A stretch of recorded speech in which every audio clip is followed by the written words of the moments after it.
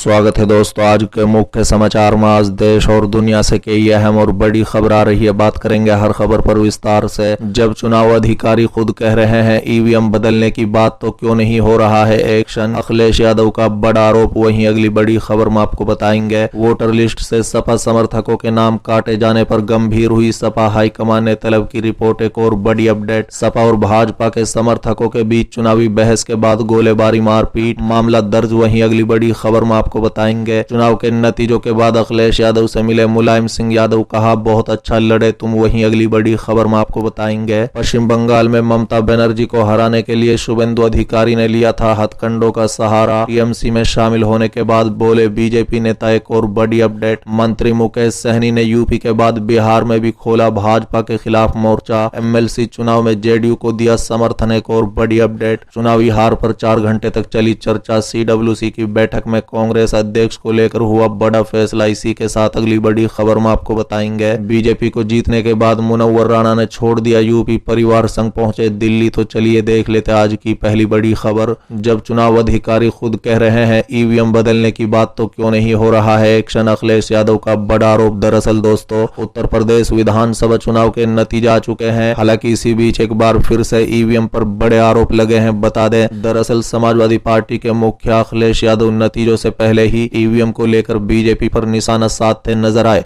बता दें, दरअसल बीते शनिवार को फिर से अखिलेश यादव ने ईवीएम को लेकर हमला बोला। सपा मुखिया ने राष्ट्रपति और सुप्रीम कोर्ट से गुहार भी लगाई है। आपकी जानकारी के लिए बता दें कि इन दिनों सोशल मीडिया पर एक ऑडियो वायरल हो रहा है। बता दें कि ऑडियो के बारे में दावा किया जा रहा है कि चुनाव अधिकारी खुद ईवीएम बदलने की बात कर रहे हैं। ऑडियो को लेकर अखिलेश यादव ने बीजेपी पर बड़ा हमला बोला। आपको बता दें कि अखिलेश यादव ने ट्वीट कर कहा है कि जब अधिकारी खुद कह रहे हैं ईवीएम बदला गया तो कार्रवाई क्यों नहीं हो रही है। सपा प्रमुख ने ट्वीट करते हुए लिखा है कि ईवीएम बदले जाने को लेकर एक चुनाव अधिकारी की किसी से बात की जो ऑडियो रिकॉर्डिंग सोशल मीडिया पर चल रही है, उच्चतम न्यायालय और राष्ट्रपति महादेव उसका संज्ञान ले और सरकार संबंधित व्यक्ति को तुरंत संपूर्ण सुरक्षा दे। आप सभी को बता दें कि वायरल ऑडियो में अधिकारी कह रहा है कि बिहार में भी ऐसा ही हुआ था, ऐसा ही हो रहा है। अपने आप को अधिकारी होने का दावा करने वाले शख्स ने कहा है कि हमने इस पर बात करने की कोशिश की थी तो सबसे पहले एसएचओ ने धमका दिया,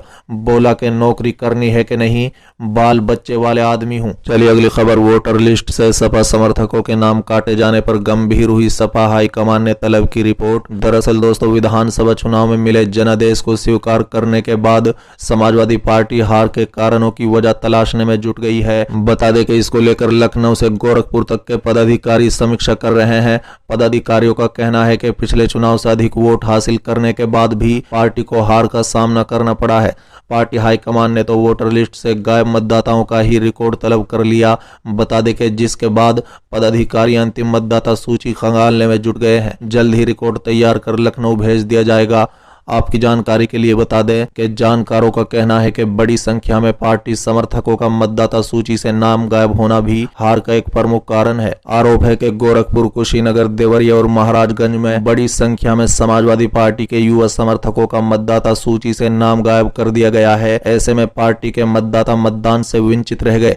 पार्टी के जानकारों का कहना है कि पिछली बार के मुकाबले इस चुनाव में अधिकतर प्रत्याशियों ने अधिक वोट पाया है, इसके बाद भी उन्हें हार का सामना करना पड़ा है। चलिए अगली खबर, चुनाव के नतीजों के बाद अखिलेश यादव से मिले मुलायम सिंह यादव, कहा बहुत अच्छा लड़े तुम। दरअसल दोस्तों, यूपी विधानसभा चुनाव के बाद पहली बार समाजवादी पार्टी के संरक्षक मुलायम सिंह यादव ने सपा अध्यक्ष अखिलेश यादव से मुलाकात की। बता दें कि रविवार को समाजवादी पार्टी कार्यालय पहुंचकर मुलायम सिंह यादव ने अखिलेश को आशीर्वाद दिया।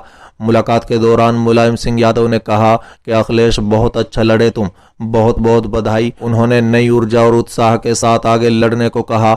बता दें कि 10 मार्च को आए विधानसभा चुनाव के नतीजों के बाद पहली बार मुलायम सिंह यादव सपा दफ्तर पहुंचे थे। इस मौके पर सहारनपुर देहात से नवनिर्वाचित विधायक आशू मलिक भी मौजूद रहे। बता दें कि यूपी की 403 विधानसभा सीटों में से गठबंधन ने 125 सीटें जीती। बीजेपी ने 273 सीटों के साथ जीत दर्ज की। बीजेपी के नेतृत्व वाले गठबंधन ने सत्ता में वापसी कर ली है। समाजवादी पार्टी के नेतृत्व वाले विपक्षी गठबंधन को 125 सीटों पर जीत मिली है। चलिए अगली खबर, पश्चिम बंगाल ममता बनर्जी को हराने के लिए शुभेंदु अधिकारी ने लिया था हथकंडों का सहारा। टीएमसी में शामिल होने के बाद बोले बीजेपी नेता। दरअसल दोस्तों, पश्चिम बंगाल विधानसभा चुनाव में ममता बनर्जी को हराने वाले शुभेंदु अधिकारी पर अब गंभीर आरोप लगे हैं। उनके ही एक पूर्व सहयोगी नेता ने दावा किया है कि नंदीग्राम से ममता बनर्जी को हराने के लिए अधिकारी ने हथकंडों का सहारा लिया था। बता दें कि बीजेपी छोड़ तृणमूल कांग्रेस में शामिल हुए टीएमसी उपाध्यक्ष जयप्रकाश मजूमदार और टीएमसी नेता राजीव बनर्जी ने दावा किया कि विपक्ष के नेता शुभेंदु अधिकारी ने 2021 के विधानसभा चुनाव में नंदीग्राम सीट जीतने के लिए अनुचित साधनों का इस्तेमाल किया था।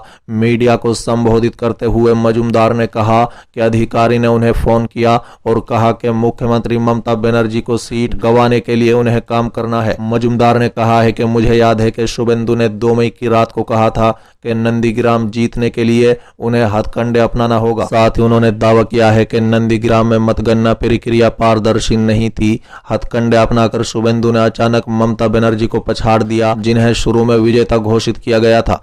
बता दें कि मजूमदार एक समय में ममता बनर्जी के घोर आलोचक थे। वहीं राज्य के पूर्व मंत्री राजीव बनर्जी, जो पिछले चुनाव में भाजपा के टिकट पर चुनाव लड़े थे और हार के बाद टीएमसी में लौट आए थे, उन्होंने भी दावा किया है कि मजूमदार के दावे 100% सही है। बता दें कि बनर्जी ने कहा है कि मैं जानता हूं कि शुभेंदु अधिकारी के निष्पक्ष तरीके से विजेता घोषित नहीं किया गया था, मैं उसकी पुष्टि कर सकता हूं। आपकी जानकारी के लिए बता दें कि ममता बनर्जी को शुरू में नंदीग्राम सीट से विजेता घोषित कर दिया गया था, लेकिन बाद में यह घोषणा की गई कि अधिकारी ने 1959 मतों के अंतर से इस सीट पर जीत हासिल कर ली है। ममता बनर्जी और उनकी पार्टी ने भी तभी से धांधली बताया था, लेकिन बाद में टीएमसी भी इस मुद्दे पर चुप हो गई और ममता उपचुनाव में जीत हासिल करके विधानसभा पहुंच गई। चलिए अगली खबर। मंत्री मुकेश सहनी ने यूपी के बाद बिहार में भी खोला भाजपा के खिलाफ मोर्चा। एमएलसी चुनाव में जेडीयू को दिया समर्थन। दरअसल दोस्तों, यूपी विधानसभा चुनाव में भाजपा का विरोध करने के बाद विकासशील इंसान पार्टी ने बिहार में भी भाजपा के खिलाफ मोर्चा खोल दिया है, जबकि जेडीयू का समर्थन किया है। बता दें कि स्थानीय निकाय कोटे की विधान परिषद की 24 सीटों पर अभी चुनाव की प्रक्रिया चल रही है। रविवार को वीआईपी ने 7 सीटों पर अपने प्रत्याशी उतार दिए हैं। सबके सब भाजपा कोटे की सीट हैं। मुकेश सहनी ने 15 सीटों पर एनडीए प्रत्याशियों को समर्थन भी दिया है।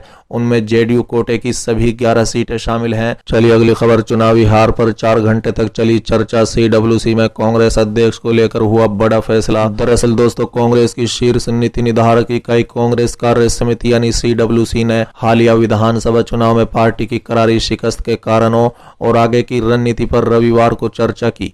बता दें कि कांग्रेस अध्यक्ष सोनिया गांधी की अध्यक्षता में कांग्रेस की शीर्ष नीति निर्धारित इकाई सीडब्ल्यूसी की बैठक पार्टी मुख्यालय में 4 घंटे से अधिक समय तक चली। बता दें कि बैठक में सोनिया गांधी के अलावा पार्टी के पूर्व अध्यक्ष राहुल गांधी, महासचिव प्रियंका गांधी वाड्रा और वरिष्ठ नेता मल्लिकार्जुन खड़गे, राजस्थान के मुख्यमंत्री अशोक गहलोत और कई अन्य नेता शामिल हुए।